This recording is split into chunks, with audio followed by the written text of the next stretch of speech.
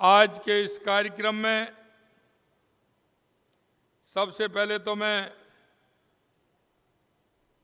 माता जी के चरणों में प्रणाम करता हूं, नमन करता हूं, वंदन करता हूं।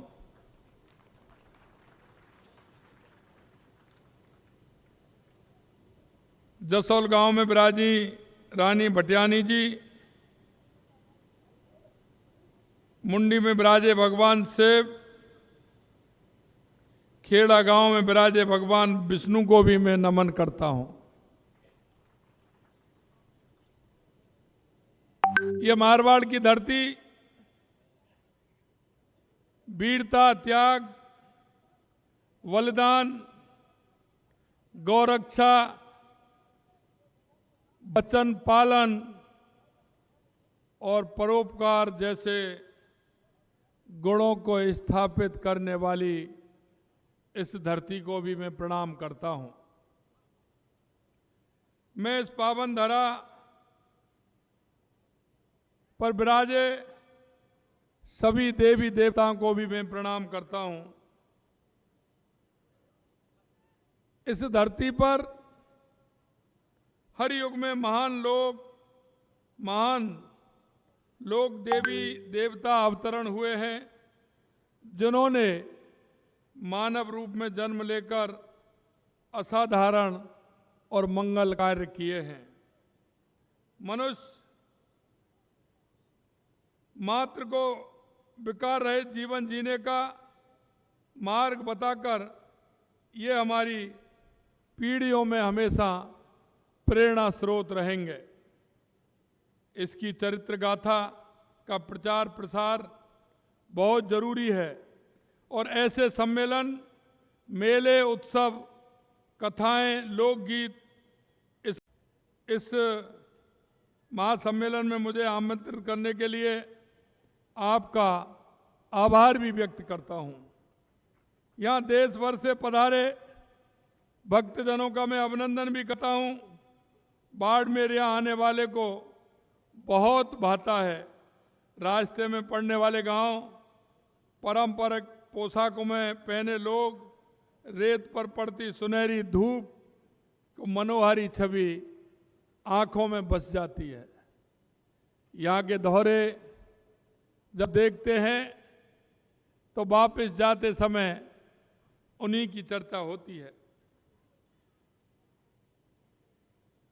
कसीदाकारी, ऊनी दरियों का कारपेट, काष्ठ कला, पारंपरिक रूप से रंगे कपड़े और चित्रकारी यहाँ के कुशल कारीगरों की छाप दिखाई देती है।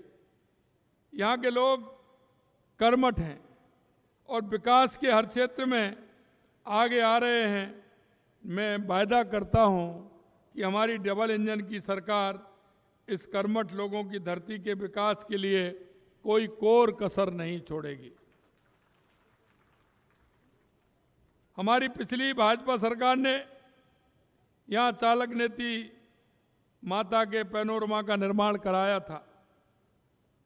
प्रदेश सरकार हमारी और मंदिरों का भी निर्माण करा रही है।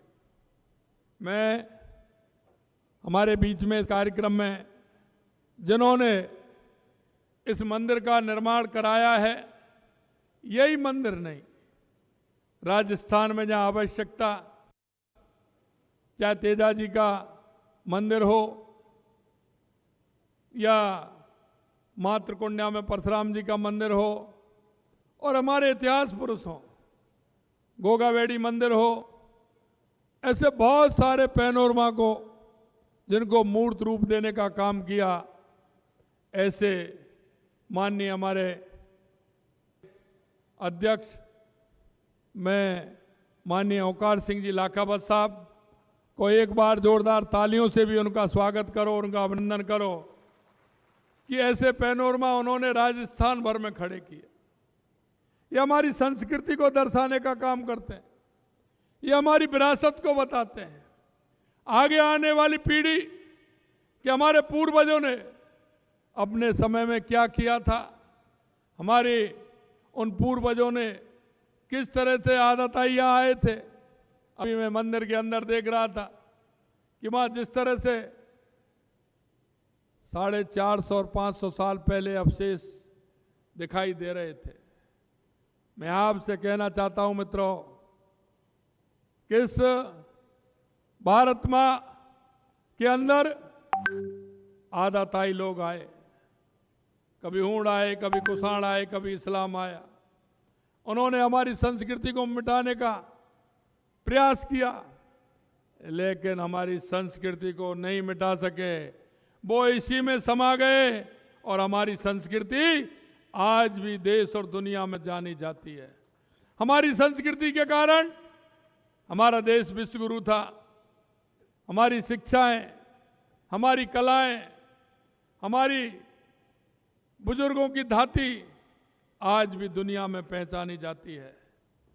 मैं आपसे यही कहना चाहता हूं कि मित्रों, हमारे इन मंदिरों के माध्यम से, ऐसे कार्यक्रमों के माध्यम से हम हमारी संस्कृति को मजबूत करने का काम करते हैं। हमेशा ऐसे कार्यक्रमों से आगे आने वाली पीढ़ी शिक्षा लेती है।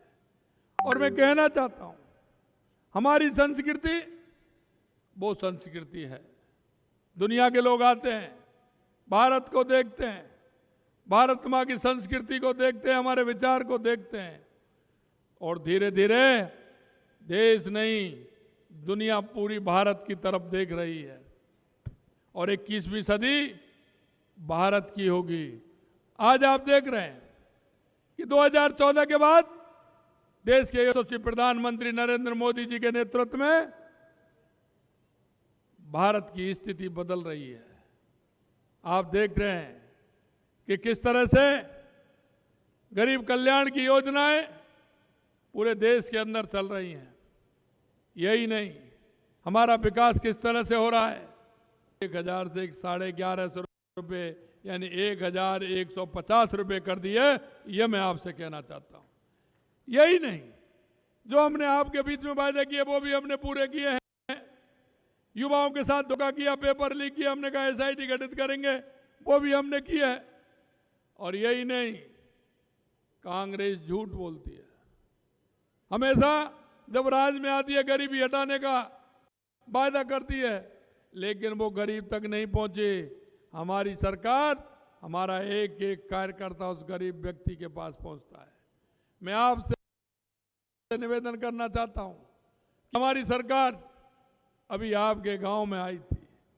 विकसित भारत संकल्प यात्रा को लेकर के देश के यशस्वी प्रधानमंत्री नरेंद्र मोदी जी ने कहा था कि 2014 से जो मैंने जनता के बीच में काम किए हैं उनकी समीक्षा होनी चाहिए कि कितने काम हुए हैं। अगर नहीं हुए हैं तो उनको इस योजना का लाभ मिलना चाहिए। हमारी गारंटी की गाड़ी हर ग्राम पंचायत में पूरे राजस्थान के अंदर गई है। मैं आपसे निवेदन करना चाहता हूं और मैं आपसे भी कहना चाहता हूं मित्रों, हम एक देश के प्रदेश के नागरिक भी हैं।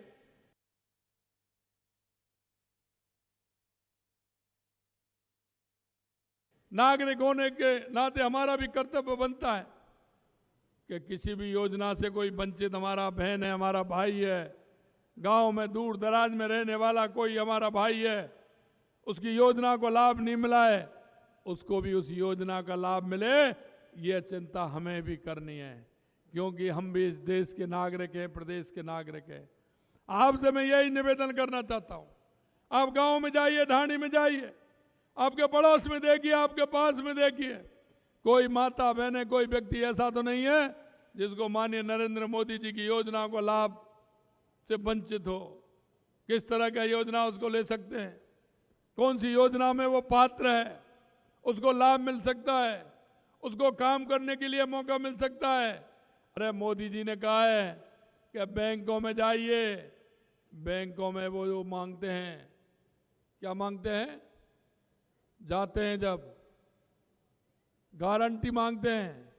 आप बताइए, अरे देश के यशस्वी प्रधानमंत्री नरेंद्र मोदी जी ने सब भाई बहनों की गारंटी खुद दे रहे हैं। उन्होंने कहा है गारंटी में दूंगा, बैंक में जाइए, जिस योजना को आप लेना चाहें लीजिए, बैंक से पैसा उठाइए और उस योजना को प्रारंभ करिए, देश के यशस्वी प्रधानमंत्री नरेंद्र मोदी जी ने कहा है। मित्रों, मैं कहना चाहता हूं, हमारी सरकार ने जो वायदे आपसे किए हैं, हम एक एक वायदे को आपके बीच में पूरा करेंगे, एक एक वायदे को पूरा करेंगे। मैं आपसे इतना ही कहना चाहता हूं, आने वाला चुनाव 2024 का, मैं 2023 के चुनाव की आपको बहुत बहुत धन्यवाद और साधुवाद देना चाहता हूं।